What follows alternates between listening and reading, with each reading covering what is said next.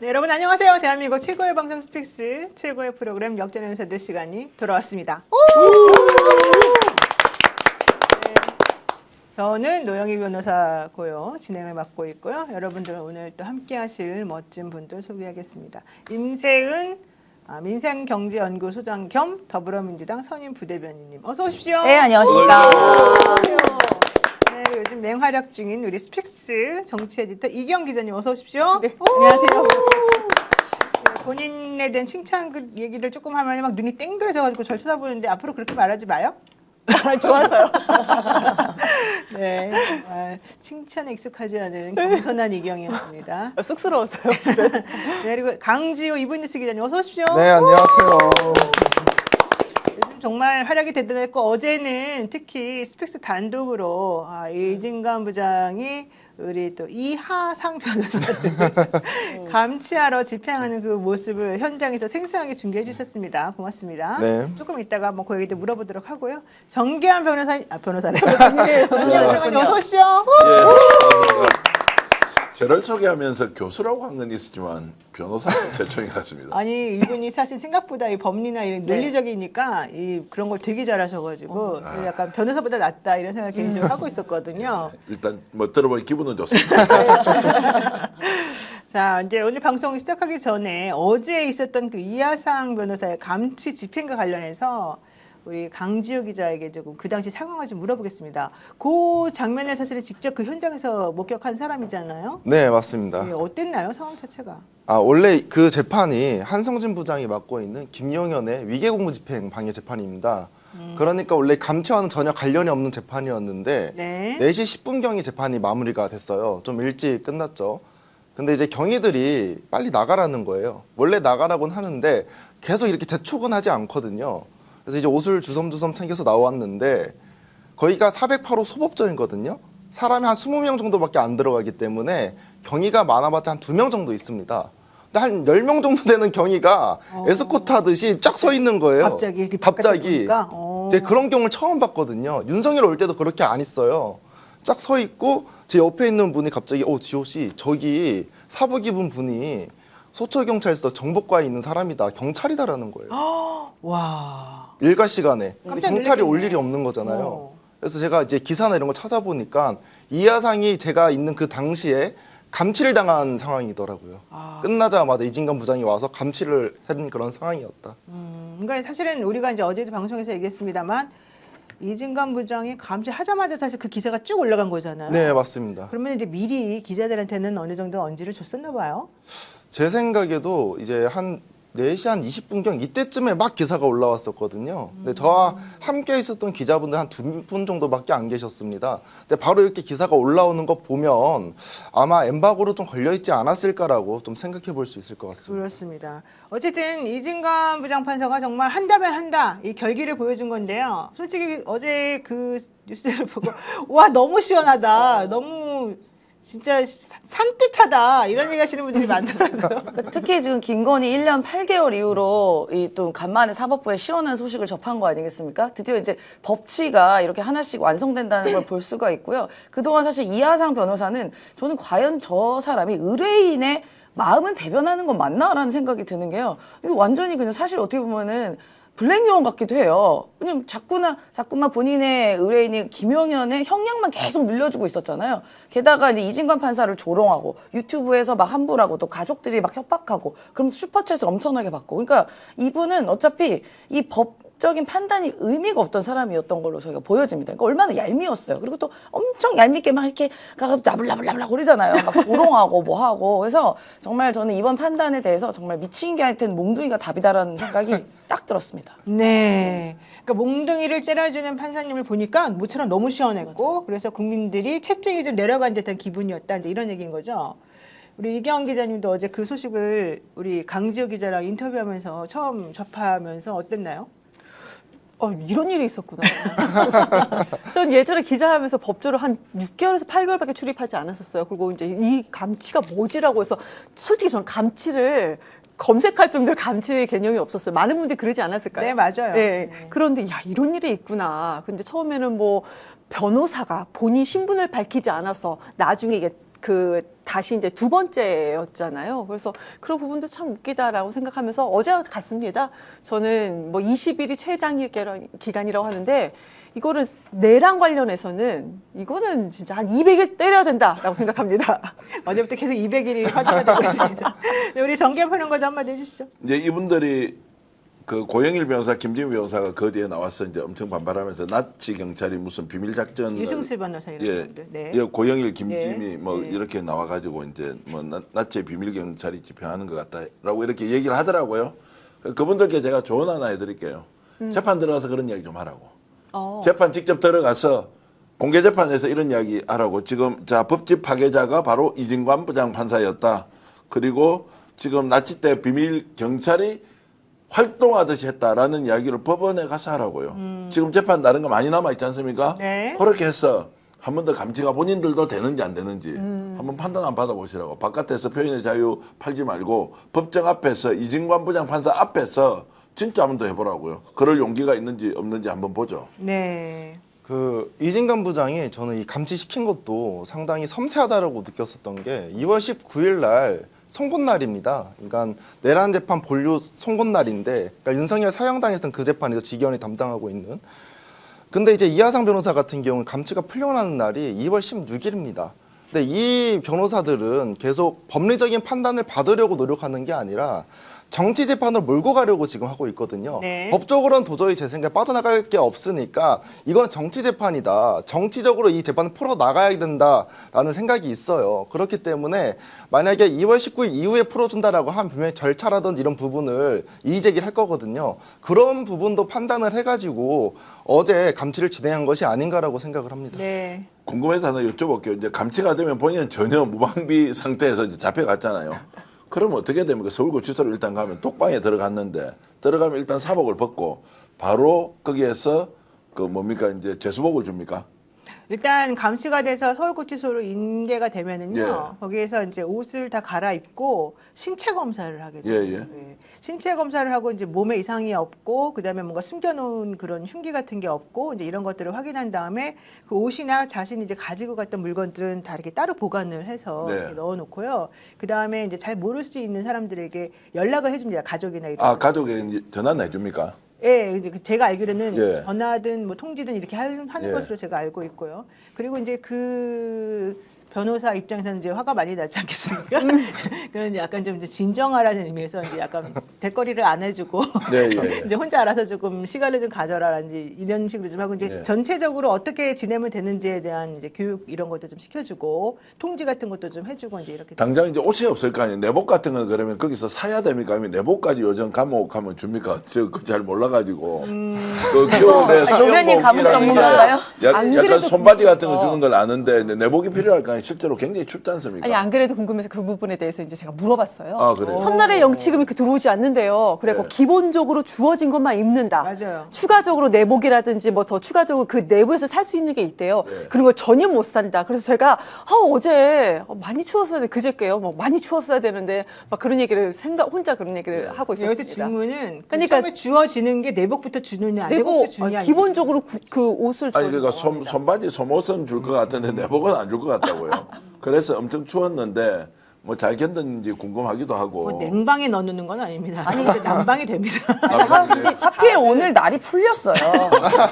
어제 좀 추웠어. 몇 어제는 예, 좀 추웠죠. 하필 풀려가지고 좀 어제 많이 풀렸죠, 안타깝. 어제. 그래서 제가 제가 물어본 정신교육 게 똑바로 돼야 되는 그러면 거죠. 다들 기본적으로 주어진 걸로 겨울을 나느냐 아니랍니다.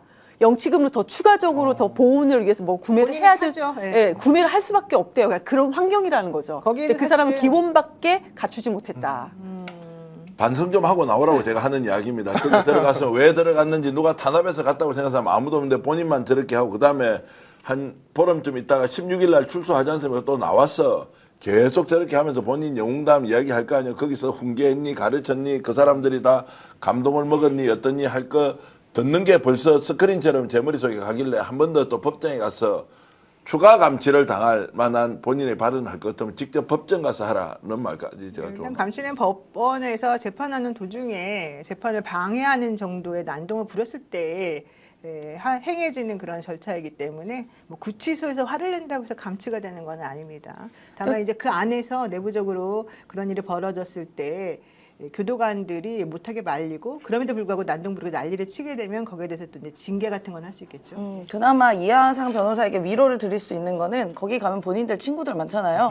윤석열 있죠, 김용현 있죠, 한덕수 있죠, 이상민까지 다 있습니다. 가서 반상회 같은 거 하시면 되죠. 그나마 이제 그게 위안이 되지 않을까 싶어요. 밥을 같이 먹을 수 있을까요? 운동도 같이 하지 않나요? 운동이요? 근데 못하나요? 이제 독방에 수감돼 있으면 어쨌든 이제 동선이 겹치지 않도록 이런 배려를 하는데 그럼에도 불구하고 그 워낙 재소자가 많기 때문에 이 겹치지 못하도록 하는 게 어렵대요. 그래서 이제 지나다니면서 사무실 보이고 이런다 그러더라고요. 이게 사실은 이제 접견하러 갈 때 이렇게 가는 길이 뻔하기 때문에 그럴 때 조금 서로 이렇게 좀 지나가면서 보기도 하고 그러는데 가급적이면은 그렇게 서로 아는 사람들이 서로 만나면 시끄럽게 할 거 아닙니까? 그래서 가급적이면은 안 부딪히게 좀 조절을 하기도 합니다. 그리고 이하상 변호사가 뭐 그 안에서 반성할 것 같지는 않고 화를 많이 내고 있죠. 그래서 저는 이런 생각이 들죠. 대한민국에 얼마나 많은 그 개신교 신자, 크리스찬 그리고 가톨릭 신자들이 있습니까? 그 이 사람들 다 방송 나와서 하나님 계속 팔지 않습니까? 똑같은 하나님인 거 맞죠? 예수님도 똑같지 않나요?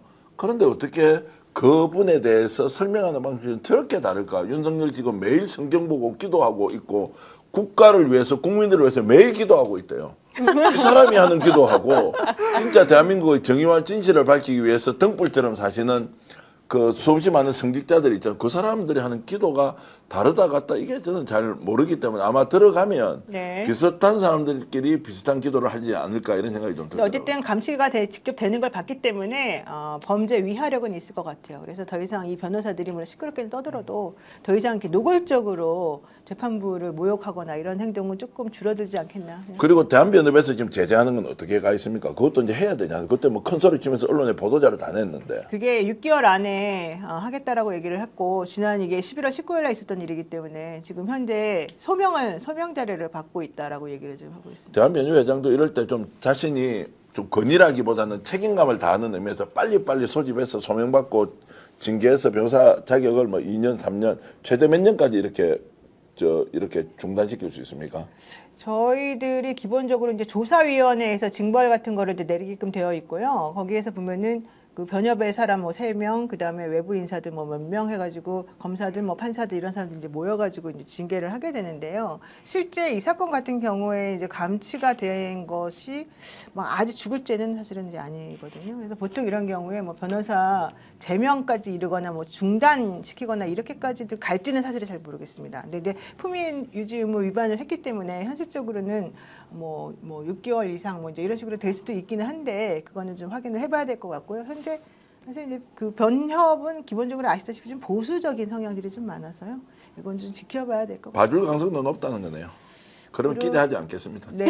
변협도 기대하지 네, 말고. 일단 기대는 하지 마시기를 예. 제가 먼저 말씀드리고요. 네, 저스티스 프롬 스카이님, 네, 우리 첫 번째로 우리 또 스픽스 역전 영사들 지금 시청하러 들어와 주셔서 너무 감사드리고요. 콜린님, 104둘, 콜린 104둘님, 임세훈 소장님 오늘도 꿀잼입니다 하셨고요. 구동유진님, 야마도라님, 김보중님, 네, 모두 다들 감사드리고요. 노 변호사님 화이팅 해주신 분도 있었습니다. 너무너무 감사드리고요.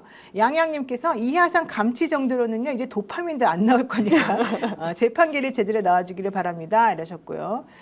황금알님이 내란숙의 이놈은 제정신이 아닌 것 같습니다. 그리고요. 많은 분들이 김건희 윤석열도 난방이 안 됩니까? 이런 거 물어보시고 금요일부터 서울 지역 영하 10도로 이하로 내려간다고 합니다. 이런 얘기도 해주셨고 날씨 좀 추워져라 하시는 분들이 아이 잔인합니다. 네 이렇게 얘기하셨습니다. 의왕만 특별히 추워졌으면 좋겠네요. 죄송합니다. 의왕 시민께는 죄송합니다. 네 알겠습니다. 그리고 또 추가적으로 좀 말씀드리고 싶은 게 있는데 오늘 윤석열의 일반이적 재판도 있었습니다. 그 네. 피고인이 김용현이 또 피고인이거든요. 오늘 원래 같이 감치를 당해야 되는 권호연 변호사 나왔어요? 일반이적 때는 또 안 나왔습니다. 아. 아마 자기도 감치를 당할까봐 무서워가지고 안 나온 것 같습니다. 네, 어쨌든 그럼에도 불구하고 결국은 하게 돼 있다. 차라리 이하상 변호사랑 같이 하는 게 낫지 않겠냐 약간의 조언을 해드리겠습니다. 자 오늘 첫 번째 주제부터 살펴보겠습니다. 배현진 국민의힘 의원을 국민의힘에서 윤리위에 이제 회부를 시켰습니다. 친한계 의원들만 지금 계속해서 지금 고난을 겪고 있는 중인데요. 정성국 의원도 사실은 어제 의총 관련해가지고 이번에 또 지금 할까 말까 국민의힘에서 만지작거리고 있다는 얘기인데요. 국민의힘에서 사실은 이제 배현진 의원에 대해서 이렇게 하는 거 매우 의미가 있는 거예요. 왜냐하면 배현진 의원이 국민의힘 서울시당 위원장이거든요.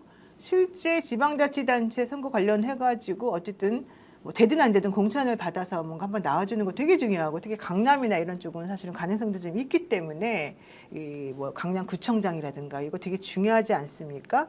그래서 사실은 배현진 등등을 정리하기 위해서 고성국이 투입된 거다. 막 이런 얘기가 지금 나와 있습니다. 한번 고성국 씨 요즘 너무 많이 틀어주는 것 같은데 팩스를 좀 반성하시기 바라고요. 어쨌든 한번 들어보겠습니다. 배현진이한테 서울시당을 뺏겨 놓으니까 이 서울시당이 마치 한동훈이 것인 것처럼 배현진이 것인 것처럼 지금 움직이고 있습니다. 국민의힘 서울시당 당협위원장 21명은 당협위원장이 서울시 같으면은 지역구가 49개니까 당협위원장도 49명이죠. 그러니까 절반도 안 되는 것들이에요. 하여튼 이것들이 입장문을 냈습니다. 한동훈 대표에 대한 징계를 철회하고 정치적 해법을 찾아달라. 그런데 뭐 제가 보기에는 이 21명도 막상 진짜 너 공개적으로 한번 얘기해봐라 그러면 한 2명 남고 다 아니 뭐 제가 뭐 꼭 그렇다는 게 아니고 이러고 빠질 것들이에요. 와, 우리 고성국 유튜버님 옛날에는 사실은 민주당 계열에서 민주당에서 되게 활동 많이 했던 그땐 참 그래도 좀 정말 똑똑하고 논리적이 이런 분이었고 우리 정기영 평론가랑 매우 친했던 사람인데 저렇게 갑자기 변해. 제가 고성국 박사님 이름 나오면 잘 안 하죠. 예전에 굉장히 이제 깊이 있는 교류도 했고 활동도 같이 했는데 뭐 어떻게 하다 보니까 이제 이렇게 완전 다른 길을 이제 걷고 있어서 제가 가급적이면 이제 언급을 안 하고 있는데 오늘 사실 저 주제가 있는 걸 보고 나는 이야기 안 하고 넘어가야 되겠다 이렇게 했는데 첫 질문을 이렇게 하시니까 아니 근데 제가 왜 질문하냐면 사실 고성국 씨가 국민의힘당에 입당한 지 얼마 안 됐어요. 근데 조정은 인재영입 위원장이 특별히 이분을 모시고 잘해보고 싶다 뭐 이런 얘기까지 하면서 이제 극렬하게 환영을 한 다음에 고성국 씨가 엄청 세게 친한결을 정리하고 있는 거예요. 거기에 오세훈 시장도 사실은 이제 이 고성국 씨가 지금 총대 메고 되게 정리하는 중인데 아까 말했던 서울시 당협위원장 49개 그 지역에서 21명이 사실은 친한계 내지는 이제 한동훈 대표에 대한 제명에 대해서 이제 반대 의견을 펼치니까 오세훈 시장이 그 21명을 등에 업으려고 저렇게 하는 거다. 막 이렇게 얘기를 하면서 그 당시에 되게 공격을 많이 했었거든요. 근데 저는 고성국 씨가 그런 목적으로 그 자리에 들어간 그런 사람이냐. 사실 이제 요게 조금 궁금한 부분이 있었거든요. 지방선거 이기기 위한 수단이라면 오판이라고 뭐 봐야 되지 않겠습니까? 그리고 저 상태로 어떻게 지방선거에서 선전을 할 수 있느냐. 그러면 당권 장악일 테고 지방선거는 냉정하게 이야기하면 국회의원 뭐 100명 유지하면 지방선거 진다고 하더라도 총선은 아니니까요. 그러면 이제 총선 시점으로 가면은 이재명 정부가 집권 후반기로 넘어가지 않습니까? 그때 이제 판도가 어떻게 될지 모르니까 지금은 도저히 길이 없다. 총선을 겨냥해서 지금부터 확실하게 세력 결집을 시켜놓는 것. 그리고 이제 대구 경북이 흔들려야 하는데 대구 경북이 똘똘 뭉쳐 있지 않습니까? 부울경도 지금 이런 논리에 대해서 크게 벗어나 있지 않습니까? 왜냐하면 한동훈을 갑자기 부울경이나 영남에서 지원을 할 수가 없지 않습니까? 지지를 할 수 없는 상황이라는 것들을 계산하면 지금은 지방선거가 아니라 총선 전략이고 한동훈 체제로 어떤 식으로든 당을 2년 동안 끌고 가는 것이다. 이상도 이하도 아니다. 그래서 지방선거는 이미 친장동혁계로 선수를 띄울 사람이 아예 없지 않습니까? 그러면 이기든 지든 별로 중요하지 않다라는 게 저희 판단입니다. 네, 어쨌든 고성국 씨가 여론조성하면 국민의힘에서는 실행하는 듯한 모습을 보이고 있기 때문에 국민의힘 위에 고성국이 있느냐 뭐 이런 얘기까지 나오는 상황인데요. 이 고성국 씨가 배현진 의원에 대한 제명을 얘기를 했다고 합니다. 한번 들어보겠습니다. 미성년자인 아이의 사진을 댓글을 단 시민 욕한 것도 아니에요. 너 좀 가만히 있으라고 한 그 시민을 비난하면서 이 아이의 사진을 이용한 거 아닙니까? 이런 패륜적인 국민의힘 국회의원이 하고 있다? 그런데 이걸 가만히 놔둔다? 즉각 제명해야 된다고 생각합니다.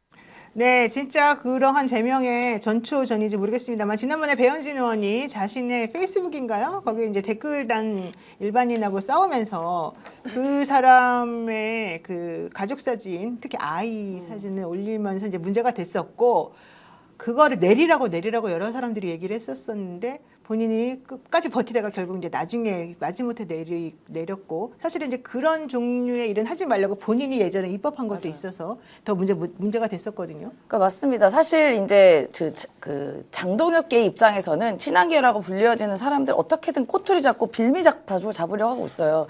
지금 뭐 배현진 의원뿐만 아니라 정성국 의원도 제소를 논의 중에 있거든요. 그래서 뭐 하나만 잡히면 바로 윤리위에 가가지고 본인들이 임명한 윤리위원장이 하나씩 제거, 숙청하는 일을 지금 하고 있는 데서 빌미를 준 건데요. 사실 그거는 배현진 의원이 매우 잘못한 거는 맞습니다. 그래서 사실 본인이 과거의 자신과 현재의 자신이 지금 싸우고 있는 거거든요. 어떻게 보면 그게 업보죠. 어떻게 보면. 이게 개인정보 무단 공개에서 불특정 다수로 2차 가해를 유도한 자는 3년 이하의 징역 3천만 원 이하의 형법 개정안 이런 거를 일단은 발의를 했기 때문에 본인이 한 입법을 또 본인이 지키지도 않는 그 모순이 또 발생한 겁니다. 근데 그걸 또 틈을 노려가지고 저 장동혁계는 하나씩 이제 제거 작업인데 저는 이 국민의힘 같은 경우는 정말 날리면은 특화된 당이라고 봐요. 예전에 윤석열도 뭐 바이든 날리면 사퇴되고 그냥 하나씩 계속 이준석도 날리고 한동도 날리고 누구 날리고 계속 날리면 누가 남습니까 결국? 그것도 고성국 플러스 장동혁 플러스 황교안 그다음에 뭐 조원진 그다음에 전한계 이런 사람들 모아가지고 이제 당 만드는 거예요. 근데 저희 민주당 입장에서는 땡큐입니다. 그래서 영구 집권했으면 좋겠어요 장동혁이 민주당 입장에서. 근데 그게 국민께 과연 도움이 되는 일이냐는 겁니다. 이런 분들이 계속 가면 안 되죠. 제가 장성근 소장과 일주일에 한 번씩 이제 인터뷰를 하는데요. 우리가 뭐 좀 잘못한 게 있어요. 방송 전에 한 달쯤 전에 야 결국 이제 못 갈 건데 비대위 체제로 가면 민주당도 긴장해야 될 것 같다. 이제 이렇게 하면서 지금 이대로 가면 다 끝납니다. 그 시점이 언제 있냐면 1월 말 2월 초에 실제로 1심 선고가 나오면 줄줄이 나오게 되면 더 이상 어떻게 할 길이 없다. 그래서 비대위 체제로 갈 것이다. 광역자치단체장들이 반발할 것이다. 이랬거든요. 이걸 우리가 12월 말부터 계속 작전을 알려줬어요. 그런데 그때부터 자르기 시작했는데 아무리 이제 지금 나서서 막 장렬 비판해도 비판하면 자르고 한동훈 완전 제거해버렸지 않습니까? 이러니까 오히려 한동훈이 설 자리가 없어지고 장동혁이 밀고 가는 거기에서 우리 작전 노출이 결국 아니 작전 노출이 예측 실패가 아니라 작전 노출이었다는 거예요. 이제 그렇게 했는데 오히려 이것을 역으로 받아서 먼저 제거를 다 해버렸으니까 장동 체제가 굳건해졌다. 그런데 이제 댓글로는 지금 반응이 굉장히 좋습니다. 계속 그런 식으로 하라. 그거는 국짐이 망하는 길이다 이러면서 오히려 장동이 좀 전에 장기 집권 아니면 영구 집권을 하라는 것도 이제 비슷한 맥락이니까 이래가 이제 선거는 도저히 치를 수 없을 것이다라는 생각이 듭니다. 이거 네. 취재를 했죠. 그러니까 좀 이상하잖아요. 그러니까 지방선거를 앞두고 서울시당 위원장이라는 건 대단한 권력이다. 근데 그 권력에 배현진 의원이 있는 거고 그 배현진 의원은 오세훈 서울시장이 그 지역의 당협위원장들한테 전화를 다 돌려서 만들어 놓은 자리다까지는 이제 제가 지난번에 말씀드렸고 오늘 다시 한번 말씀드리는데 장동혁 입장에서는 배현진이 눈에 가시죠. 또 얼마나 요즘에 막 그 아이 사진 그런 것처럼 막 그렇게 어깨에 힘을 많이 주고 다녔습니까? 그런데 윤리 제소한 거는 의원들이 한 것이 아니고 서울시당에 피해를 본 그 서울시 의원들이 호소를 해서 서울시당의 한 관계자가 국민의힘 중앙당 윤리위에 이걸 제소를 한 건데 내용은 뭐냐. 21명의 연판장 같은 걸 돌리지 않았습니까? 한마디로 한동훈의 징계를 철회해라라고 당협위원장들 21명이 있었습니다. 그럼 그 지역에 기초광역의원들이 거기에 포함되어 있잖아요. 서울시에. 근데 거기에 들어가지 않는 나는 끝까지 거기에 함께 동조하지 않겠다라는 사람이 특정된 두 사람이 있다고 합니다. 근데 그 특정된 두 사람이 그 사람들의 주장입니다. 서울시당 위원장 배현진과 그 주변 사람들로부터 이번 지방선거에서 그럼 너 페널티격으로 공천 주지 않겠다라는 식으로 협박을 당했다. 그래서 국민의힘 중앙당에다가 호소를 하고 이런 부분에 대해서 이제 윤리의 제소까지 됐다. 이것이 제소될 문제지 않겠느냐라는 주장입니다. 장동혁 의원 측에서는 의원 측에서 그렇게 주장을 하는 건데 눈에 가시였는데 배현진이 이번에 행동을 잘못했으니까 아주 아다리가 딱딱 맞게 진행되는 게 아니냐라는 의견입니다. 그러니까 배현진 의원이 사실 안 그래도 눈에 가시여서 어떻게 이 사람을 처리할 명분을 찾나 이렇게 하고 있는 중이었는데 하필이면 지난번에 이 페이북 사건이 터진 거죠. 좀 전에 우리 이제 화면에도 나왔었습니다만 배현진 의원이 실질적으로 이제 국민의힘의 상황에 대해서 여러 가지로 좀 반박하고 비난하는 얘기를 쓰니까 한 누리꾼이 니는 가만히 있어라라고 댓글을 달았고 배현진 의원이 내 페이북에 와서 반말 큰 소리 내라고 댓글을 또 대댓글을 달았죠. 그리고 난 다음에 그 사람의 실제 그 자식 사진까지 이렇게 막 게시를 하면서 자식 사진 걸어놓고 악플질이냐 이런 식으로 추가적인 또 대댓글을 함께 올리면서 그 여자아이의 사진을 모자이크 처리 없이 그냥 올린 아이고야. 겁니다. 상당히 어린 아이였어요. 네, 그러니까 그 댓글을 달았던 사람 입장에서는 깜짝 놀랄 만한 일인데 하필이면 그게 이제 페이스북 커버 사진이었던 것 같아요. 그러니까 실질적으로 배현진 의원의 이런 행동은 물론 그 누리꾼 때문에 기분은 나빴을지 몰라도 아이 사진을 그렇게 여과 없이 올려가지고 하는 거는 매우 부적절하다. 이제 이런 얘기였고요. 실제 배현진 의원은 그동안에 너무나 악플을 많이 당했기 때문에 사실은 이번에 강경 대응하겠다는 얘기를 여러 차례 해왔었고 실제 2018년도에는 이 배현진 의원의 발언을 다뤘던 인터넷 기사의 악플을 사람들이 다니까 그 사람들 다 고소해가지고 벌금형을 선고받게 하기도 했었습니다. 어쨌든 중요한 거 이런 식으로 정치인이 과연 해도 되는 것이냐 이제 이 부분에 있어서는 다들 조금 안 된다라는 얘기들이 많았었는데 실제로 이 고성국 등등 국민의힘에서는 이거 되게 좋은 찬스다 이렇게 생각한 것이 아니냐라고 지금 보여지는 부분입니다. 고성국 TV에서 고성국 씨가 지금 그 페이스북을 가지고 배현진 윤리에 제소해야 된다라고 주장한 것은 이후고요. 그러니까 제가 앞에 말씀드린 것처럼 연판장 돌린 부분에 대해서 서울시에서 호소가 올라와서 제소가 된 건 그 전입니다. 그러니까 제가 지금 취재한 결과는 고성국 씨가 지령을 마치 내린 듯한 방송을 해서 국민의힘의 장동혁 쪽이 막 움직이는 모양은 아닌 것으로, 그러니까 시간 순으로 보면은 그런 것으로 저는 그렇게 보여지고 있습니다. 그렇군요. 어쨌든 그런 식으로 올려준 거에 대해서 뭔가 좀 세기를 방는 듯한 행동을 지금 한 거는 맞는 거 근데 이제 배현진 씨, 이제 고성국 TV에서 얘기를 했지만 그 아이 그걸로 윤리 제소된 건 아닌 것 같아요. 그렇지만 이 부분에 대해서는 직권상정까지 할 수 있는 문제다. 직권상정에서 윤리에 제소해야 될 문제다. 당에서. 지도부가 이렇게 해야 될 수 있는 문제고 아니면 당무감사까지도 열만한 문제다라고까지는 얘기는 했습니다. 근데 지금 배현진은 되게 여기에 대해서 아무런 반응이 없는 거 아니에요? 그러니까 계획을 이제 만들고 있겠죠. 저는 이제 여기서 지금 장동혁 대표가 윤리위에 제소해서 뭐 제명을 한다, 중징계를 한다, 당원권 정지 뭐 2년 3년 먹인다 이게 아니고요. 네. 배현진이 어떤 논리로 이제 국민들을 설득하면서 본인이 반발을 하는 것을 정당화할 것인가 굉장히 중요한데 오늘 아무런 이야기가 없다는 것은 자칫 잘못 대응하면 큰일 나겠다라는 것도 있고 그리고 법률적 대응도 검토해야 하고 오히려 공개적으로 대중 앞에서 뭔가 얘기를 해야 하고 며칠 전에 한동훈 뭐 대표 복귀시키자라고 하는 집회를 제가 영상으로 보니까 생각보다 많이 왔어요. 생각보다 많이 뭐 주최 측에서는 뭐 10만 명 뭐 이렇게 하는데 실제 10만인지 아닌지 알 수 없지만 어쨌든 여의도에 그 많은 사람들이 합리적 보수를 외치면서 나온다는 것도 저는 깜짝 놀랐어요. 지금까지 태극기를 했던 광화문파, 여의도파가 있는데 신여의도파에서는 아예 이제 그 정도 사람들이 나와서 네. 건강한 보수 만들자라고 하는데 이제 깜짝 놀랐는데 그 사람들이 세력화되어 있다면 지금 본인의 논리를 배현진 시당위원장이 어떻게 만들어서 갈 것이냐. 그러면 이제 둘 중에 하나죠. 나 여기서 맞서서 피해자로서 위치하지만 국민의힘을 제대로 개혁할 만한 적임자다라고 해서 아예 수직 상승의 길을 갈 거냐. 아니면 여기에서 그냥 우리 그냥 속된 표현으로 그냥 뭐 말라 비틀어지는 이제 이런 쪽으로 갈 것이냐라는 거는 봐야 하는데 아마 본인이 고민을 많이 할 것이다. 혹시 네. 질문해 주시면 지금 어떻게 하면 되겠는지를 내한테 질문해 주면 저는 명답이 있습니다. 뭐예요? 우리가 배현진이라고 치고 대답해 보세요. 죽기 사기로 싸워버려. 죽기 사기로 싸우는데 누구하고 싸우느냐. 언론을 상대로 장동혁과 모든 문제에 대해서 언론 앞에서 싸우는 거예요. 그러니까 다른 사람하고 싸울 게 아니에요. 윤리위와 싸울 게 아니에요. 장동혁과 맞짱으로 너 죽고 나 죽고 근데 둘 중에 한 놈은 어쨌든 끝장난다. 그리고 정치적 생명 다 걸자라고 해서 배현진 정도의 이미지에 그 강단 같으면 장동혁이 감당을 잘 못할 거예요. 그러니까 변방에서 본인을 공격하는 최고위원이나 평론가들을 상대로 싸우면 절대 안 돼요. 장동혁이 하는 모든 행동에 대해서 단 하나도 놓치지 말고 매일 페이스북을 4개, 5개 올리더라도 장동혁을 딱 타겟팅해서 제대로 싸우잖아요.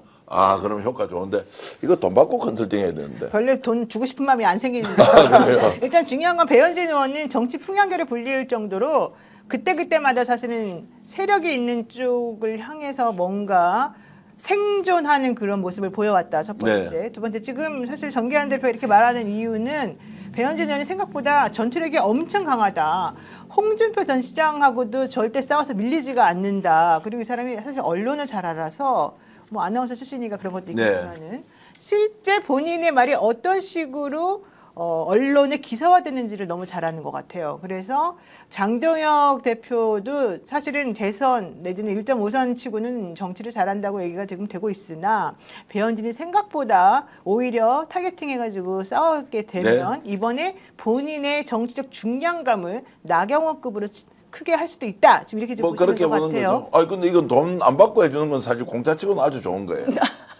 그렇게 생각하지 않아요? 제가 말한 거랑 뭐 틀려요? 지금 본인 얘기하는 아니 거랑? 근데 내가 돈을 받을 자격이 없다고 얘기해서 돈을 안 받지만 이 정도 조언을 하면 계속 이제 저분이 싸우는 게 본인한테 시비 거는 사람 다 건드리면서 싸워요. 그러니까 맞아요. 이 다연발탄이 효과가 별로 없어요.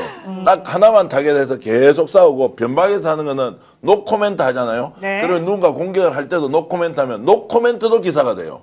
대신 장동혁 대표가 하는 것 하나하나에 대해서 계속 이렇게 이제 표적으로 이렇게 싸우면 대중들의 관심도는 훨씬 더 높아지고 거기에서 뭔가 좀 제대로 된 논쟁을 한번 해봐라. 국힘이 앞으로 어떻게 가야 될지. 그 말씀은 맞는 것 같습니다. 일단 돈 안 받겠습니다. 한 명한테만 타겟팅을 해가지고 집중 공격해라. 선택과 집중으로. 특히 체급이 큰 사람, 예. 지금 현재 문제가 되고 약간 약점 있는 사람을 공격해라. 이게 핵심인 것 같아요. 그러니까 한마디로 그냥 한 놈만 패라는 거잖아요. 그렇죠. 네, 한마디. 제일 센 놈. 네. 센 놈만 제일 센 팬다. 놈 한 놈만 패라 이런 그리고 이런 사실은 거잖아요. 저도 괜찮아. 그쵸? 맞아, 그렇죠, 맞아요. 그렇죠. 팬들하고 붙어야 돼. 저도 그럼 조언을 좀 드리고 싶은 게 오늘 우리 배현진 컨설팅이니까 오늘 네. 배현진은 컨설팅이니까 그런 맥락으로 보면 지금 어쨌든 국민의힘 쪽에선 배현진 의원도 서울시당 위원장 자리는 일단 뺏으려고 하는 거잖아요. 의원직까지는 모르겠지만 근데 서울시당 위원장 자리가 지방선거에서 서울에 있는 광역의원, 기초의원, 구청장 공천에 아주 큰 영향을 그렇죠. 차지하기 때문에 본인이 세력화를 만들기가 너무 좋아요. 그러면 배현진 입장에서는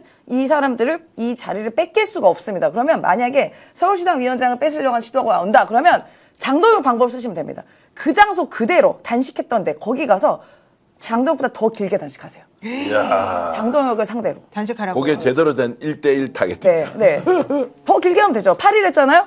9일 하면 됩니다. 네. 내가 하루 더 길게 했다. 그러면서 쓰러지세요. 막 나도 장동혁도 8일 했는데 내가 9일 했다. 그러면 실력하고. 장미꽃을 앞에 놔두고 해야 그렇죠. 되는 꽃 쫙 놓고 이제. 그리고 저 여의도에 모인 사람들이 뭐 자칭 10만 명이 네. 거기에다 화환 같은 거 해갖고 뭐 이렇게 하면 장동혁과 완전 비교될 거 아니에요. 비교되죠. 그리고 또 얘기하면 되죠. 장동혁 대표는 소금 먹고 체했지만 나는 체하지 않는다.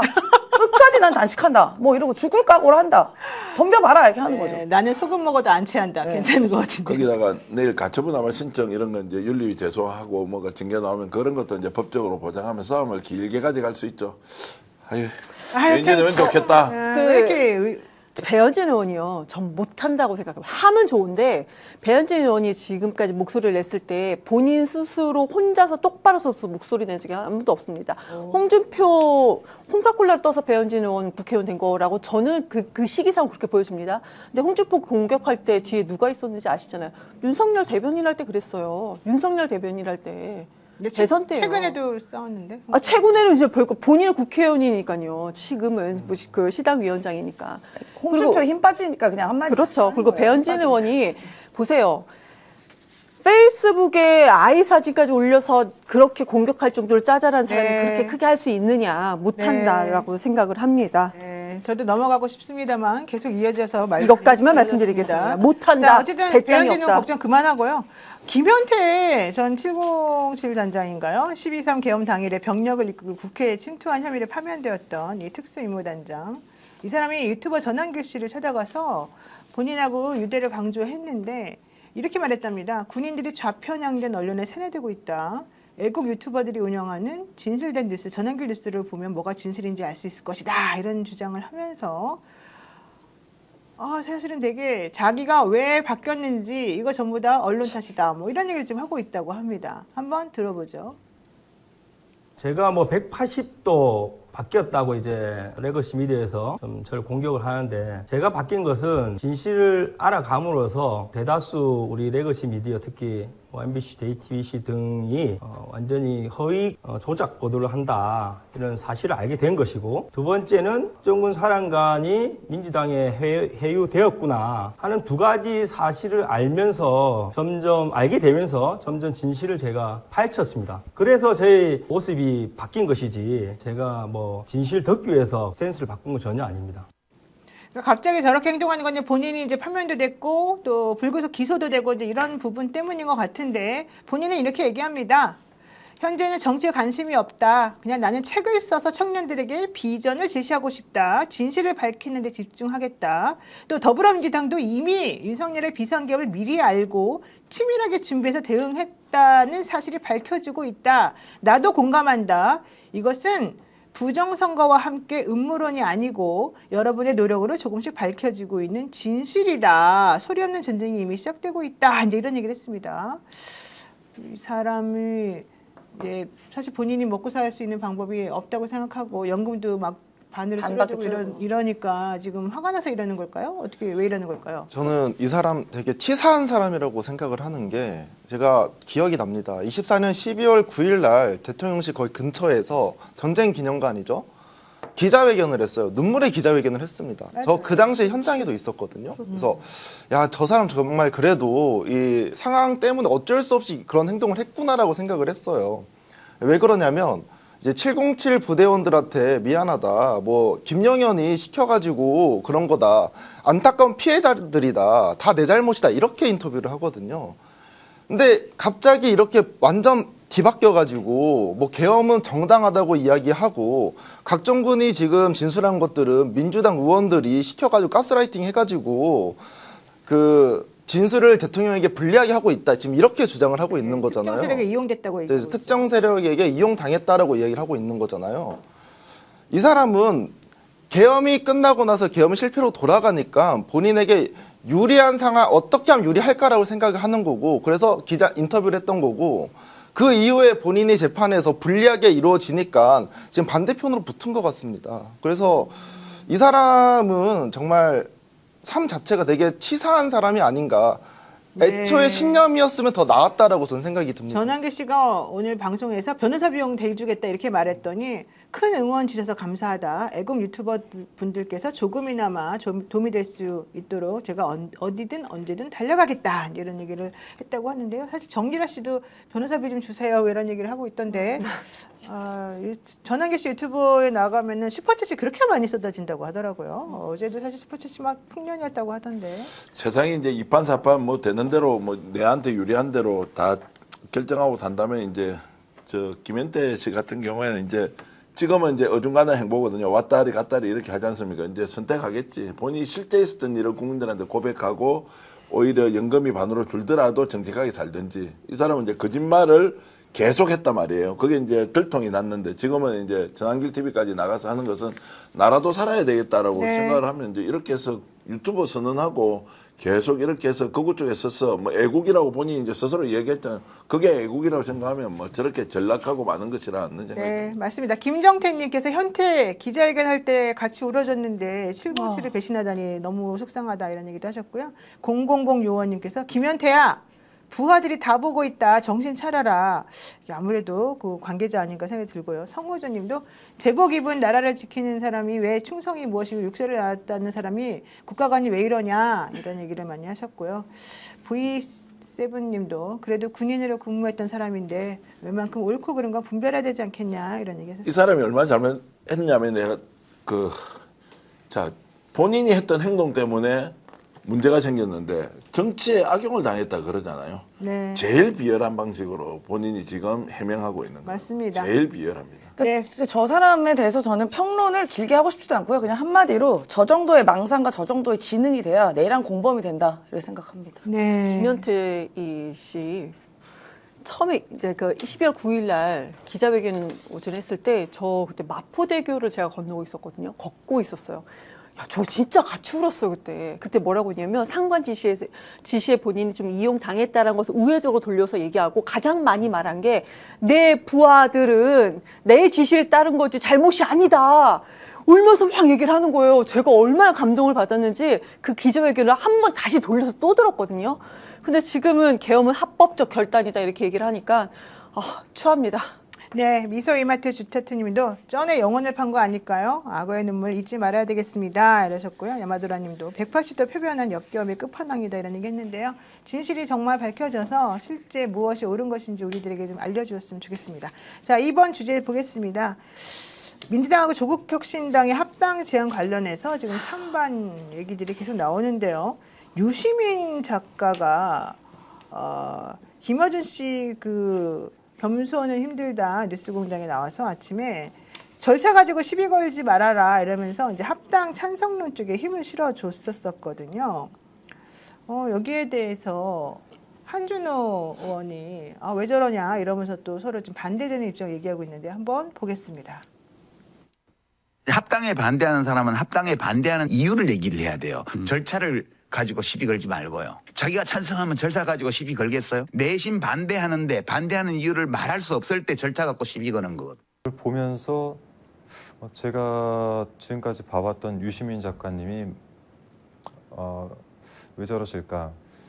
그러니까 절차는 민주주의에서 굉장히 중요한 겁니다. 그러니까 수기 과정도 필요한 것이고 이를 통해서 수기 과정을 통해서 대의를 형성을 하는 것이고 대의를 형성해서 이걸로 정치 활동을 해 나가는 것 아니겠습니까?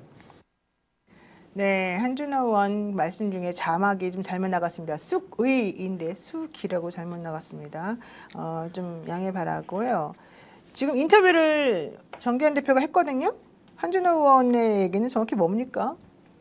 이제 절차도 민주주의 한 단면이고요. 절차 잘못됐으면 반대할 수 있지. 결과가 좋으면 네. 그냥 다 따라가야 하느냐라는 것. 양쪽 다 일리가 있다라고 이렇게 좀 먼저 이야기를 하고요. 네. 정치적 의도가 있다 없다. 정치적 의도가 다 있어 보이지 않습니까? 한쪽은 정경희 대표가 당대표 한 번 더 했으면 좋겠다는 의도가 깔려서 지금 가고 있는 거고. 네. 다른 한쪽은 김민석 총리가 빨리 당에 복귀해서 제대로 경쟁을 좀 했으면 좋겠다. 그런데 정경희 대표가 당헌 당규 같은 걸 좀 바꾸어서 본인에게 훨씬 더 유리한 방식으로 간다라는 것에 대한 그 계산이 정치적 의도가 다 깔려 있는 것 같습니다. 그리고 저는 뉴스공장이 저렇게 이제 일부 사람들로부터 비판을 받는 것도 불편하게 보거든요. 그 정도 주장할 수 있는데 그거 절대 안 돼. 야, 조국 복당시켜서 대통령 후보 만들려고 하고 아니면 정경래 대표하고 지금 흐름으로 보면 김민석 총리는 절대로 후보가 돼서는 안 된다라고 하는 것이 어느 정도 의도가 있는지 알 수는 없지만 그 정도까지는 아닌 것 같거든요. 자, 그래서 이제 정치를 하는 것은 기본적으로 자신들이 선택하는 생각의 길도 있고 판단의 이런 과정도 있지 않습니까? 거기에서 우리는 합당이 옳다라고 주장할 수 있는 거고 반대하는 사람은 반대하는 대로 절대 지금 시기적으로 안 돼. 민주주의는 시기에 대한 것도 얼마나 중요합니까? 합당에 찬성하기 때문에 이거 지금은 안 돼라고 하는 사람은 반대하는 이유를 대라고 하는 거는 절차가 아니어서 반대합니다라고 얘기할 수 있는 거예요. 네. 근데 어느 한쪽은 이제 완전히 좀 틀어막겠다는 식으로 가니 이제 중요한 것은 이게 합의가 되지 않을 것으로 보인다는 거예요. 합의가 되지 않을 때 그러면 어떻게 할 거냐. 네. 정청래 대표는 밀어붙이고 6대4, 5.5대 4.5 또는 51대 49가 나오더라도 이거를 다수결이라는 이름으로 밀고 갈 수 있느냐. 뭐 이런 게 있을 거고 반대하는 분들은 자 강제로 이제 지금 선택을 강요받는 시기가 올 거예요. 전당원 투표를 해버리지 않습니까? 그때부터는 찬성합니까? 반대합니까? 그럼 반대하는 분들은 시기를 지금 연기를 하자. 지방선거는 넘기고 하자. 또는 다음 전당대회 때 아예 이걸 공론화시켜서 당대표 선거에 중요한 공약으로 내걸어서 하자라는 것까지 이제 돼 있는데 이것은 반대는 아니라는 거죠. 시기의 적정성에 대한 논쟁이 있는데 정청래 대표가 오늘 발언한 걸 보면 이제 결정하자.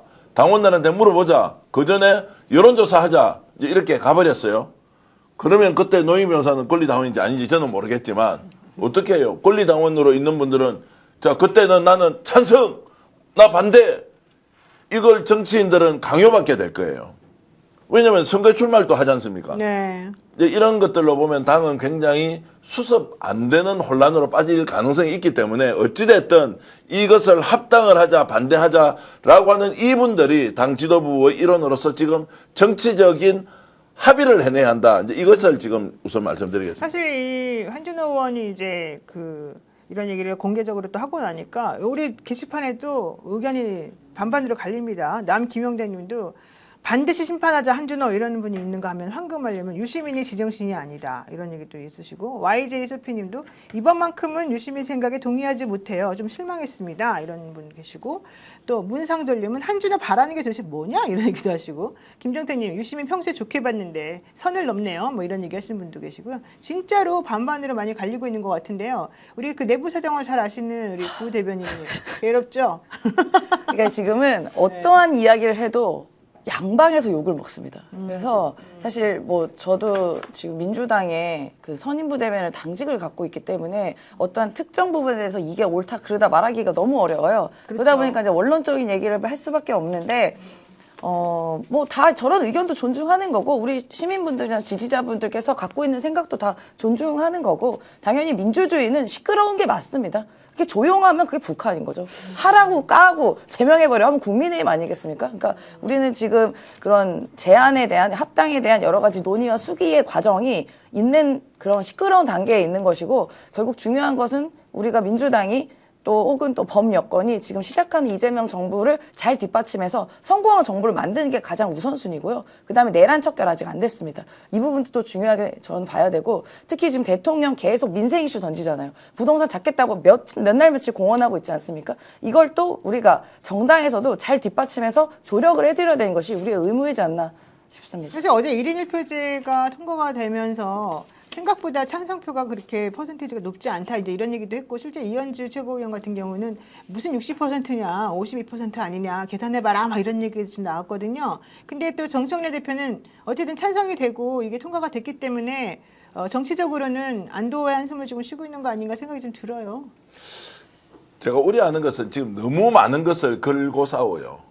그러니까 이게 정책 생명까지 걸 사안이냐. 만약 정책 대표가 이를 밀어붙이고 가는데 반대하는 사람들이 막 반대를 해가지고 만약에 부결이 됐습니다. 그럼 어떤 일이 벌어져요? 지방선거 치를 수 있냐고. 부결이 되는 상황이 오면 어떻게 돼요? 당대표 사퇴해야 될 수도 있어요. 비대위 체제로 갈 수도 있다고요.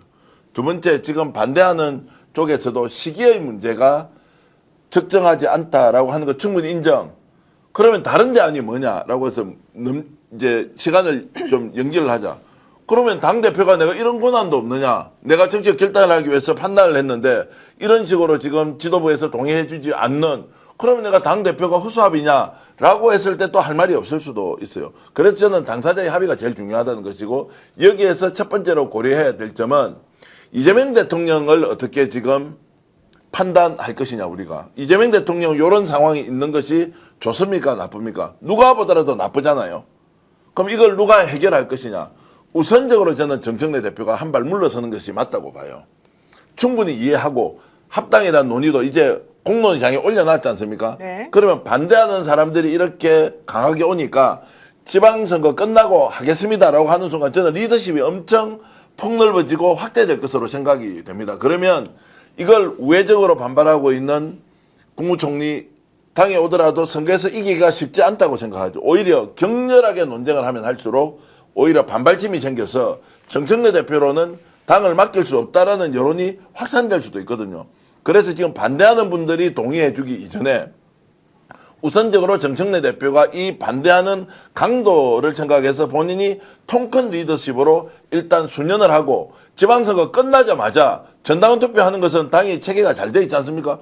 합당하자. 그리고 그전에는 후보 전술로서 동일하게 경쟁을 해서 당원들의 판단을 받자. 라고 하는 쪽으로 가야 한다라고 저는 말씀을 드리겠습니다. 근데 이현주 최고위원도 사실은 이런 우리 많은 분들의 얘기와 같은 맥락으로 이제 반대하는 부분이 또 동의를 얻기도 했는데 요즘 말을 너무 세게 하시는 것 같더라고요. 괜히 대통령을 끌어들이면서 뭐 레임던 얘기까지 사실 이제 운운하는 것은 옳지 않은 것 같은데 이경 기자님이 좀 취재한 내용이 있습니까? 네, 우선은 오랫동안 취재하면서 처음에는 지역에서 합당을 해달라. 지역에서 이제 후보로 이번에 지방선거 후보로 나오려는 사람들이 합당을 먼저 정리를 중앙당에서 해달라는 요구가 있었다라고 저는 이제 취재를 하고 계속 물었는데 하면 할수록 뭔가 이상한 거예요. 뭐가 이상하냐. 왜 지방선거 전에 우리가 합당을 추진해야 되지라는 질문을 전 계속합니다. 그러면 후보 단일화, 특히 이제 중앙당에서는 광역단체장을 이제 공간위를 꾸리는 거고 기초단체장부터 그 기초의원까지는 이제 그 각 시도당에서 꾸리는 건데 광역단체장이 후보 단일화가 안 되느냐 선거 때요. 합당을 안 한다 하더라도 가능하다. 길은 있다. 근데 왜 여기서 또 문제죠? 왜 그럼 지금 합당하려는 거지? 라는 겁니다. 그래서 끝끝내 들었던 이유가 뭐냐면 아니 기초의원 선거구 보면 특히 이제 3인 선거구를 보잖아요. 3인 선거구. 그때는 민주당도 나가고 조국혁신당도 후보들이 막 나가면은 어부지리로 국민의힘이 다 당선했다, 다 쓴다. 이런 얘기를 해요. 아, 처음에 이해했습니다. 제가 그 대전시당에서도 있어봤고 중앙당에서도 오래 있어봤는데 제가 느꼈던 건 중앙당에서는 기초까지 신경 안 쓴다가 제가 느낀 결론이거든요. 그런데 여기서 합당 얘기의 결론에까지 제가 질문에 꼬리를 물으니까 기초의원 3인 선거구 얘기까지 나온 거예요. 명분이 너무 없잖아요. 근데 거기에서 논란이 되고 있는 그러면 정청래 당대표 관련된 것은 제가 질문은 하였으나 여기서는 너무 논란이 될 걸 하지는 않겠습니다. 그러니까 저의 결론은 취재의 결론은 이상하다. 지방선거 이후에 논의해도 되는데 왜 꼭 지방선거 이전에 합당을 하려고 하느냐. 이거는 진짜 이상하다. 네, 지방선거 압승이 중요하다고 얘기하는 또 의원이 있죠. 초선 의원인데요. 이용우 의원 얘기도 한번 들어보도록 하겠습니다. 초선 모임이라든지 방송에 나가서 제 입장은 네. 이 두 가지 고민되는 지점이 있기 때문에 네. 일단 이재명 정부 성공을 위해서는 지방선거 압승이 필요하니 네. 이 시기는 지방선거 압승에 좀 집중하자. 그리고 제안된 이 내용은 지방선거 이후에 본격적인 논의를 진행했으면 좋겠다라는 의견을 밝혔고요. 네. 예, 그 의견을 밝혔는데 이제 뭐 어떤 유튜브 방송에서는 굉장히 좀 분위기는 안 좋았습니다. 결론은 이제 이용우 의원 이제 초선 의원이고 지금 현재 더민초에서도 초선의원들로 이제 구성이 된 그 곳에서도 의원들이 전부 다 이거 지금 지방선거 이후에 얘기하자만 이런 얘기를 지금 하고 있는 중이거든요. 혹시 뭐 강조 기자 얘기할 말 있나요? 뭔가 할 말 있는데 저 쳐다보고 있었는데. 근데 좀 그런 거는 있는 것 같아요. 그 정청래 당대표 같은 경우에도 저는 어느 정도 이 정부 측과 소통이 있었을 거라고 생각이 듭니다. 왜 그렇게 생각을 하냐면 갑자기 미친 척하고 합당한다고 혼자서 얘기하진 않았다라고 저는 생각이 들어요.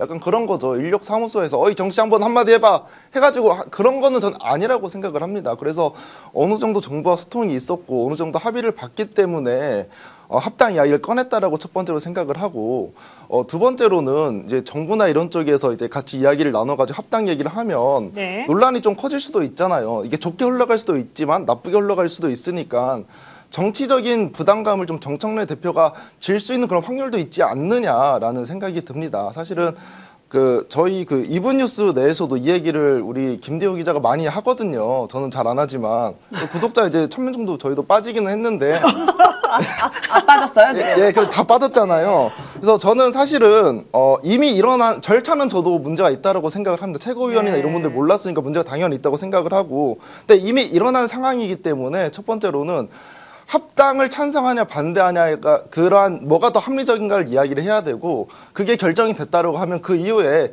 시기를 논의하면 되지 않을까라는 생각이 듭니다. 제가 이제 충격적인 이야기를 하나 하면 실제로 이제 정치 현장에 여야 가리지 않고 굉장히 많이 이렇게 이제 접촉을 하고 있는 분의 이야기인데 네. 이대로 계속 싸우잖아요. 정권을 빼앗길 수도 있다는 거. 제가 이제 이 정도까지 이야기하는 분은 이번에 이 내용 사태를 제대로 정리 못 하잖아요. 네. 이재명 대통령 같은 사람이 다시 나올 가능성이 별로 없어요. 누가 보더라도 이재명 대통령이 만들어 놓은 이 구조 위에서 국정 운영을 제대로 할 사람이 없는데 똘똘 뭉쳐도 정권 창출을 할까 말까인데 자 출범 6개월 7개월 만에 차기 대권 이야기를 하는 이 특이한 상황을 뭐 그래 이제 우리는 뭐 정치 고관여층이나 듣고 있어요. 야 이대로 가면 이제 다음에 누가 먹느냐 이 문제로 민주당이 빠져드는 순간 국힘은 지금 보니까 허약체질 수준이 아니라 아예 회복 불가 상태로 빠져 있긴 한데 정치란 게 그렇냐. 다음 총선을 앞두고 집권 후반기에 가서 어떤 일이 됐을 때 그래서 지금 진짜 정신 차려야 한다. 누가 옳고 그러다 다음에 자기 대권이 누구냐 아니냐 이 문제가 아니라 이 문제를 지혜롭게 지금 정리 못하면 민주당 끝장날 수 있다. 이재명 대통령은 성공하는데 민주당은 정권 재창출 못할 수도 있다라는 각오로 이 사안을 쳐다봐야 한다고 진짜 진지하게 저한테 이야기하는 분이 있었어요. 그래서 누구의 편을 들고 말고의 문제가 아니라 이것이 가지는 것이 개인이 우뚝 서느냐 마느냐 이 게임이 아니라는 거예요.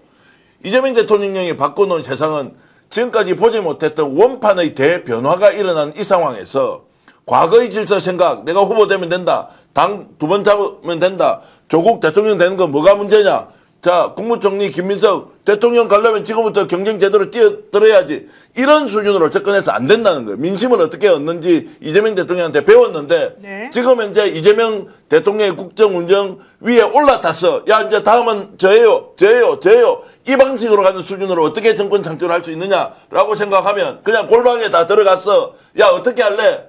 제가 지금 받고 있는 스트레스, 민주당을 지지했던 사람들이 받고 있는 스트레스부터 없애야 그게 옳은 정치지. 무슨 지금 짓을 하고 있느냐, 이런 비판을 저는 막 쏟아내야 된다고 지금 생각합니다. 네. 자, 어쨌든 이 얘기만 나오면 다 스트레스 받습니다. 우리 지금 스픽스 시청자분들도 지금 스트레스 엄청 심하게 받아가지고 서로 지금 다들 일이 많으신데요. 진짜 너무 정말 좀 참담해요. 지금 우리 어쨌든 민주당을 지지하고 이재명 정부 성공을 바라는 분들끼리의 또 그 대결 구도가 돼버린 거잖아요. 그러니까 이런 부분이 저는 너무 안타깝고, 지금 뭐 의원님들 나와서 얘기하시는 분들이나 정청래 의원이, 정청래 대표나 다 나름의 고충이 진짜 있으실 거예요. 말 못할 얘기도 분명히 있으실 거고. 근데 저는 이 사건을 자꾸 크게 친명구도, 친청구도로 가는 건 절대 아니라고 생각합니다. 우리 민주당에서 친명이 아닌 사람이 어디 있습니까? 네. 정청래 대표도 친명이고요. 지금 언급되신 강득구 의원이나 황명선 의원 다 친명의 대표주자입니다. 그러니까 이거 모두가 친명이라는 기본을 깔고 가는 건데, 다만 여기서 대통령은 이 참전에 끌어들이지 마셨으면 좋겠다는 말씀입니다. 네, 지금 대통령 열심히 일하고 있기 때문에 주가 연일 정말 상종가를 치고 있는데요. 오늘 나온 속보 중에 하나, SK 하이닉스 최대 성과를 기리기 위해서 2,964% 보너스를 준다고 합니다. 그래서 연봉이 1억인 사람에게는 1억 5천만 원의 와. 성과급을 준다고 하는데요. 지금 이게 지금 비상계엄이 성공했으면 가당키나 한 일이겠습니까? SK 하이닉스 정말 대단합니다. 주식도 제가 23만 원에 팔았는데 지금 90만 원 되고, 뭡니까 도대체 이게. 정말 저는 들어가지도 못하고 나가지도 못하고 좀 이러고 좀 주춤거리고 있는데, 이게 바로 계엄의 실패했냐 성공했냐 이것 때문에 지금 사실 우리가 바라보고 있는 상황인데요. 12.3 비상계엄 선포 계획을 알았음에도 국회에 보고하지 않은 혐의 등으로 기소된 조태영 전 국정원장, 첫 정식 재판에서 혐의를 부인했습니다. 서울중앙지방법원에 형사 합의 32부 류경진 부장판사가 오늘 국정원법상 정치관여 금지 위반과 직무유기 등의 혐의를 받는 조태영 전 원장의 첫 공판기를 진행했는데요. 조태영 원장은 특검이 상상하고 있는 것이다. 상상을 기반으로 기소하려면 나를 직무유기로 기소하지 말고 내란 중요 임무 종사 혐의로 기소해야 되는 거 아니겠느냐, 이런 얘기를 했습니다. 그렇지만 국정원법 15조에는 원장은 국가안전보장에 중대한 영향을 미치는 상황이 발생하면 지체 없이 대통령 및 국회 정보위원회에 보고해야 된다라고 규정이 돼 있는데, 실질적으로 중대한 영향을 미치는 상황이었는지 확인해 봐야 된다, 뭐 이런 얘기도 사실 나오긴 했습니다. 오늘 여기 들어갔다 오셨죠, 강지호 기자? 네, 맞습니다. 오늘 재판에 들어갔다 왔는데, 오늘 내용을 이제 쭉 살펴보니까 이제 모두 진술, 그러니까 공소장에 어떤 혐의가 있는지에 대해서 이야기를 했는데요. 간단합니다. 그 상상적 기반 기소, 이게 왜 말을 했었냐면, 기본적으로 이제 직무유기인 거예요. 국정원장으로서 역할을 맡았으면, 계엄이 일어났으면 국회에 빠르게 보고를 해야 되고 어떤 대처를 해야 되는데, 여기에 편승해서 그냥 흘러갔다라는 겁니다.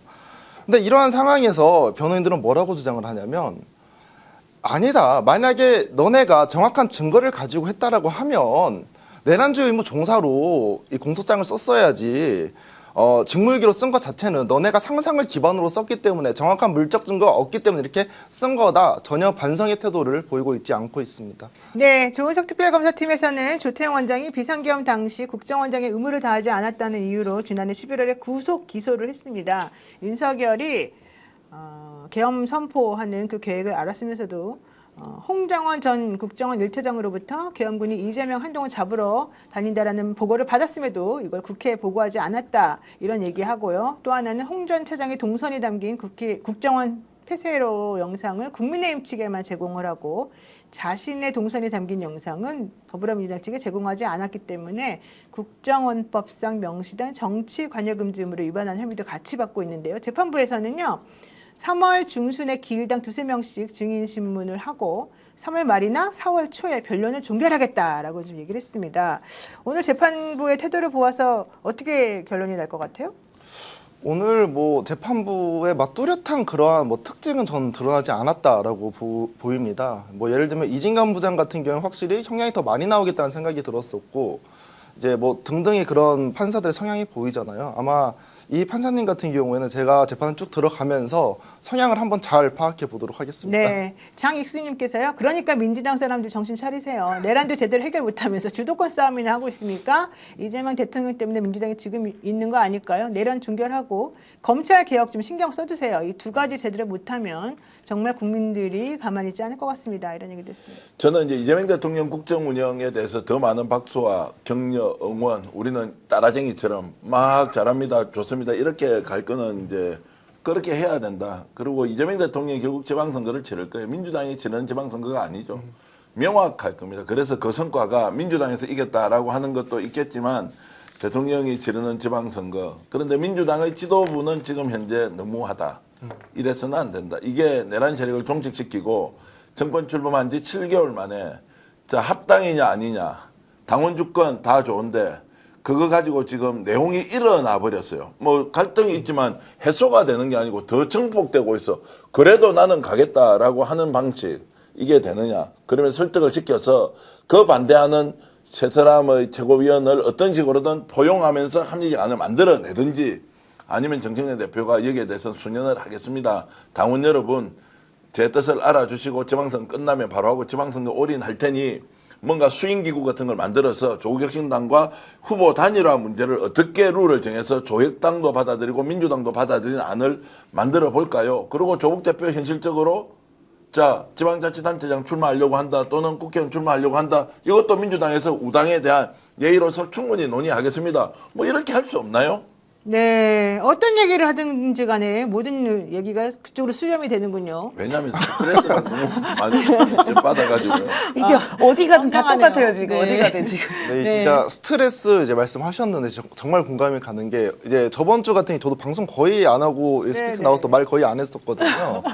제가 그 정치 이런 부분 막 알아보는 것 자체 한 3년 정도 지났는데 네. 여기에 앉아 계신 분들 같은 경우에는 상당히 오랜 기간 이런 것들을 많이 겪어봤을 거잖아요. 근데 저는 내란 이후에 저같이 이렇게 정치를 많이 알아보고 하는 분들도 많을 거라고 생각이 듭니다. 네. 예. 김현영 님이 더 민주의 주인은 그때그때의 지지자들 아니겠습니까? 왜 정치하는 사람들은 자기네들이 주인이라고 생각할까요? 라고 하셨고 르꼴라님 얼른 결정하는 게 좋겠습니다. 이런 얘기 하셨고요. 박남신님 당원이 뽑은 당대표 함부로 흔들지 말아라 이런 얘기 하시는데 우우님은 이재명 대통령 발목만 잡는 정청래냐 서로 이제 또 반대 의견도 주셨는데요. 어쨌든 결론은 하나로 수렴이 되네요. 빨리 좀 정리 좀 해줬으면 좋겠다 이런 얘기고요. 일단 대통령이 지금 추구하는 정책 중에 5극 선택이라고 하는 게 있죠. 그러다 보니까 이 지방에서 이제 통합 논의가 사실은 좀 활발하게 이루어지고 있는데 국민의힘의 구자근 의원이 대표 발의한 대구와 경북을 통합하자는 특별법이 사실은 조금 논란의 여지가 있는 법안인 것 같습니다. 최저임금도 그쪽에서는 적용시키지 말고 근로기준법에 따른 근로시간도 다르게 적용하자 이런 내용의 특별법이 발의가 됐어요. 여기에 국민의힘 의원 23명이 참여를 한 겁니다. 이러면은 청소년 근로 이런 얘기가 지금 나오고 장동혁 대표는 오늘 16살부터 투표할 수 있게끔 하자 뭐 이런 얘기가 지금 나오고 있는 중인데 이게 노예 특별시를 의미하는 거 아니겠느냐 이제 이러한 의견들이 지금 나오고 있거든요. 이거 어떻게 보니까 대구 경북 지역은 인구가 10만 명당 최저임금법 위반 신고율이 4년 연속 전국 최고여서 사실은 지금 현재도 문제가 되고 있다는 얘기가 있는데 오히려 특별법을 발의해서 더 나쁜 쪽으로 근로 환경을 만들어주겠다 이런 거 아니겠습니까? 그런데도 아직도 이쪽에 사시는 분들은 국민의힘 의원만 계속 지지하실 건가요? 자, 두 가지로 나눠서 보겠습니다. 일단 최저임금과 관련된 신고가 가장 많다는 것은 그만큼 대구의 경북의 자영업이 열악한 상태에서 월급조차 줄 수 없는 상황이 계속 되고 있다. 1인당 GRDP가 뭐 30년째 꼴등, 광주는 네. 그 다음에 2등 뭐 이렇게 돼 있으니까 그런 상황이고 국민의힘에서 이렇게 한 것은 일단 취재한 내용을 먼저 말씀드릴게요. 경제 자유구역처럼 만들어서 노동시간에 대한 것, 그 다음에 임금에 대한 것들도 아예 좀 규제를 완화시켜서 대구 경북에서는 어떤 사람이든 기업할 수 있는 풍토를 만들어 보자는 게 있고 그게 이제 국힘 쪽에서는 시장 경제 논리에 맞다는 주장을 쭉 해왔지 않습니까?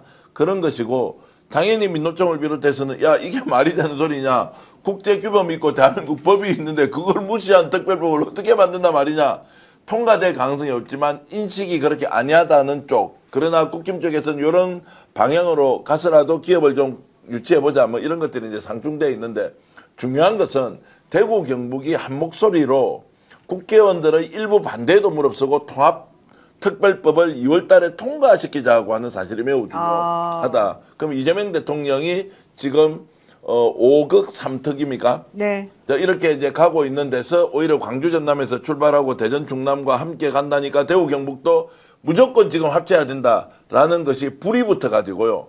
추진을 하고 있는 쪽에서 반대하는 쪽을 거의 제압하고 있는 상황. 특히 대구시장 출마자들 있죠. 이 사람들이 낙동강 오리알이 될 가능성이 있지 않습니까? 그렇죠. 오늘 제가 지역의 한 언론사 편집국장하고 통화를 하니까 이진숙은 대충 끝나겠다. 대구시장 나오면 될 만한데 이제 통합단체장으로 가버리면 후보군에 대한 생각들이 좀 달라질 것이다. 이런 건데 이 사람들이 드러내놓고 나 통합 반대야 이렇게 얘기를 못한다는 거예요. 대구시장 후보군들이. 그래서 이제 통합이라는 것은 결국 이재명 대통령이 내놓은 화두를 대구 경북도 이제 수렴하는 방식이니까 이것이 이제 정치적으로 돈 앞으로 대한민국을 어떻게 이제 바꿔 나가는 그런 일종의 좌표 같은 것이 될 것이어서 저는 매우 의미 있다고 봅니다. 네. 자, 어쨌든 지금 왜 한숨을 쉬시는 아니 이런 법을 내놓고 대구에 표를 구하는 게 양심이 없는 거죠. 대구와 경북을 고립시키려는 거 아닙니까? 그러니까 지금 저도 대구 시민 여러분들께서 좀 현명한 판단을 해야 된다고 생각해요. 그러니까 뭐 국민의힘 마크 달았다고 무조건 찍어줘서 지금 대구 살림 어떻습니까? 제가 깜짝 놀란 게 그 1인당 지역 내 총생산이라고 GRDP라는 게 있습니다. 그게 대구가 31년째 전국 최하예요. 31년째 최하예요. 전국 평균 4,200만 원인데 대구는 2,600만 원입니다. 와. 최하예요. 그리고 뭐 고용의 질 임금 수준 예를 들어 대구 평균 임금은 전국에서 80%에서 85% 수준. 그런데 여기서 또 최저 임금 또 더 낮게 한다고요?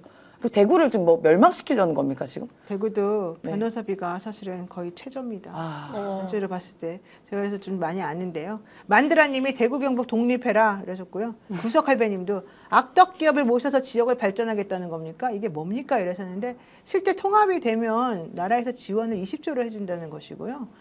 그 돈은 지방자치단체장 그 단체장이 알아서 써라. 능력 있는 사람을 그래서 뽑아야 되는 중요한 상황이 됐는데 그 돈은 받고 싶은데 실질적으로 내용상으로는 이걸 어떻게 해야 될지 모르겠고 아마 이게 지금 현재 대구 경북 쪽의 딜레마인 것 같습니다. 대구 경북 민주당 지지하는 분 대구만 하더라도 한 75만 명 돼요. 그렇게 많아요? 아니 왜냐하면 250만 명의 30% 김부겸 전 총리가 출마했을 때는 40% 넘었거든요. 네. 그럼 100만 명이 넘지 않습니까? 이제 이렇게 보면 동대구에 한 번씩 가면 저 알아보는 분들 계시거든요. 그래서 대구 경북이 완전히 뭐 딴 나라에 딴 사람들이 사는 그다고 좀 다르다. 거기도 요즘은 드러내놓고 다 이재명 대통령 지지한다. 부끄러워하지도 않고요. 그런 것인데 아, 저는 다행이네요. 다른 의미로 알아보던데요. 어떻게요? 저 개딸이다 막 이러면서. 가지 마세요. 내지는 저는 얼굴 좀 아무래도 가리세요. 팩트가 있어 그런지 막 누가 시비 걸고 야 저 빨갱이다 뭐 이런 사람은 없더라고요. 네, 서정수님께서 대구 경북 사람들 왜 그러세요? 제발 조금 민주적으로 바꿔서 대구 경북 살려주세요. 이러셨고요. 현역할머니 안동인데요. 대구랑 합병하는 거 너무 싫어요. 대구는 쓰러지는 도시 아닙니까? 이런 얘기도 하셨고 이명철님도 대구 사람들 좀 고집이 센 것 같습니다. 이런 얘기도 하셨습니다. 네. 현역 할머님이 안동분이시군요. 반갑습니다. 아이고 네. 그 지역에 사시면서 고생합니다. 거기는 더 뭐 센데 이재명 대통령 고향인데도 아니, 표 나온 거 봤죠 지난번에. 사실 김부겸 전 전 총리. 총리 그래서 나와라 이런 사람들이 오히려 많고요. 주호영 의원 같은 경우도 나와라 좀 이러고 있어서 사실은 생각보다 나올 가능성도 좀 있다 뭐 이런 얘기들이 나오는데요. 그러니까 여러분들 투표를 조금 잘하시는 게 중요할 것 같습니다. 문상돌님은 아이고 내가 대구 떠나 살기를 정말 잘했네요 이런 얘기도 하셨는데 사실 어느 지역이나 다 대한민국의 영토이고 대한민국의 이 정책이 적용되는 곳 아니겠습니까?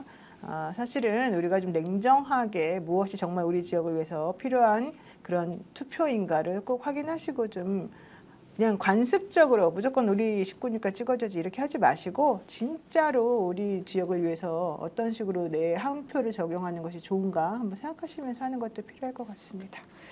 여의도김 프로님, 네 임세현 잘한다 이러셨고요. 초록이님, 경상도는 좀 반성하세요. 윤건이 찍어서 어떻게 됐습니까? 이런 얘기도 하셨습니다.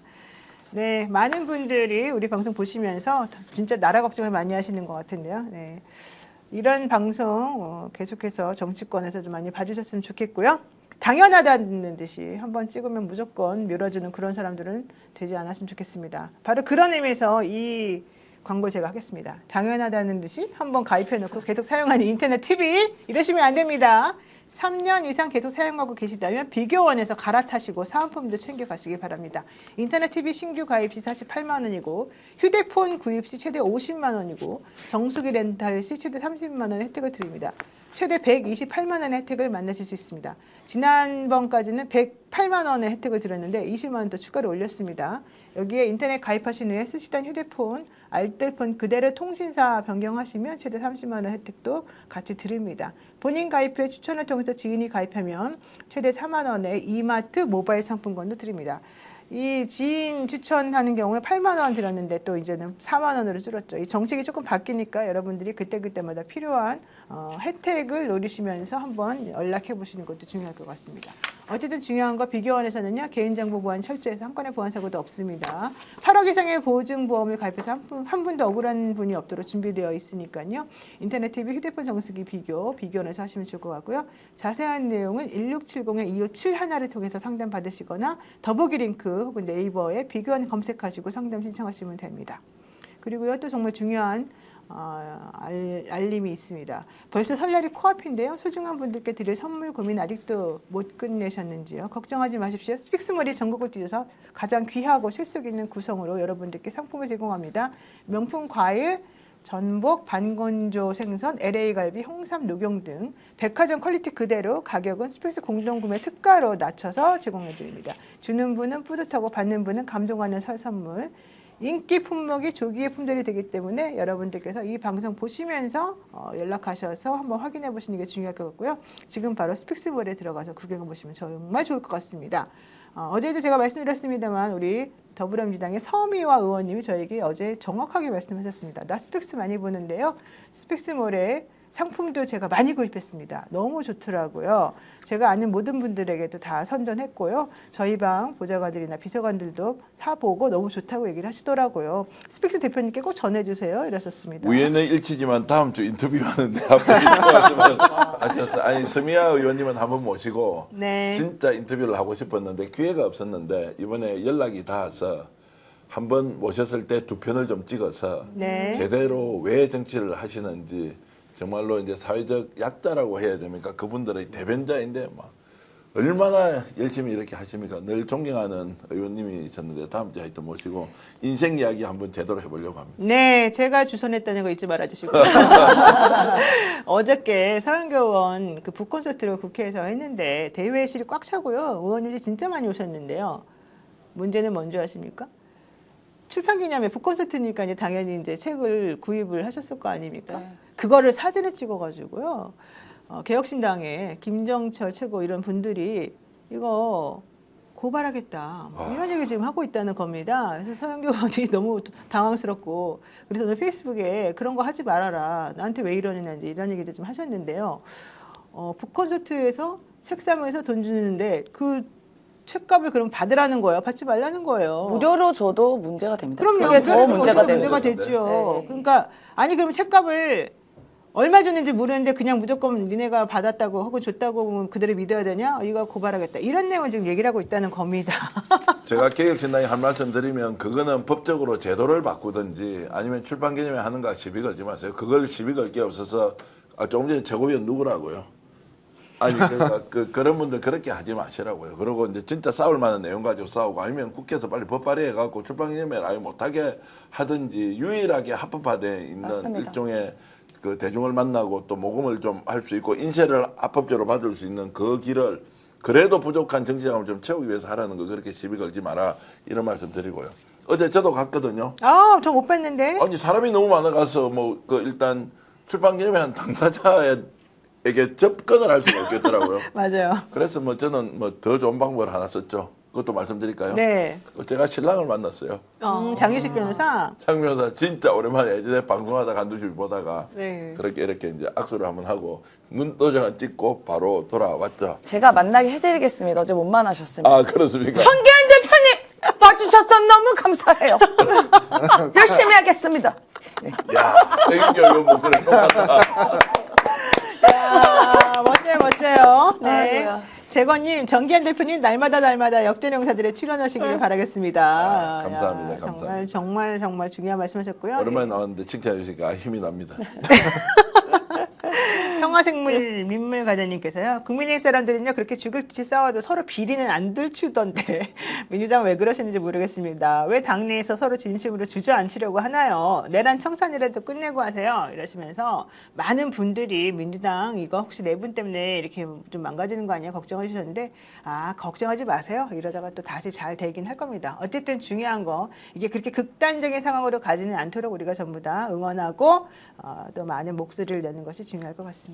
반드시 해결해 내는 힘이 있다라는 것을 저는 정청래 대표에게 확신을 가지고 정청래. 정청래 대표에게 말 잘못하면 큰일 나요, 요새. 네, 확신을 갖고 여러분들. 있습니다. 네. 잘 풀어갈 것이라고 믿습니다. 네, 잘 풀어갈 거라고 믿고요. 경청하신다고 그랬으니까 잘 또 경청도 하셔서 정리 잘 하실 거라고 기대를 해보겠습니다. 여러분들 오늘 시청해주셔서 감사드리고요. 저희는 또 내일 뵙겠습니다. 정기한 대표 자기 방송이니까 열심히 나와주길 바라고요. 네, 모두 안녕히 계십시오. 고맙습니다. 고맙습니다.